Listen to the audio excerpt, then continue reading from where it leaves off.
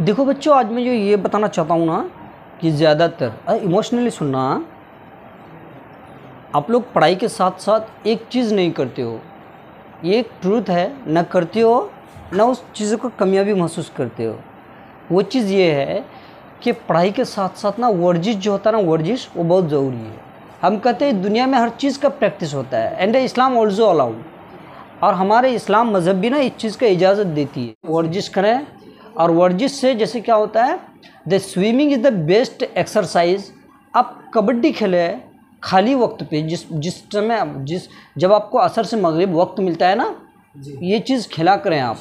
इससे क्या होता है, जो माइंड होता है ना वो फिर फ्री होता है और कोई नई चीज़ फिर हम जल्दी उसको मेमोराइज़ कर सकते हैं। मैंने कई मदरसे में पढ़ाया भी और पढ़ा भी, तो कहीं तो बोलता है खेलो आप, है ना, और खेलने के लिए टीचर मोटिवेट करते, और कहीं बोलते हैं नहीं खेलो ही नहीं है आप। तो बच्चे फिर वो कंफ्यूज हो जाते हैं। They are in between the devil and deep sea. वो कश्मकश में आ जाता है कि होम टू फॉलो।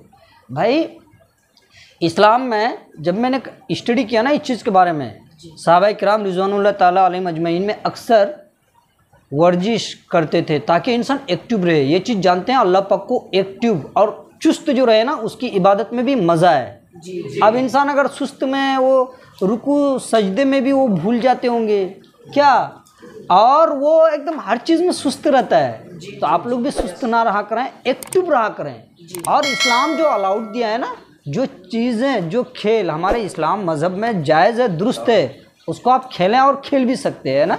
और खेलें, और बच्चों के खेल में किसी भी तरह की नुक्ताचीनी नहीं होनी चाहिए, ताकि वो खेलेगा ना तो वो फिर अच्छा से याद करेगा।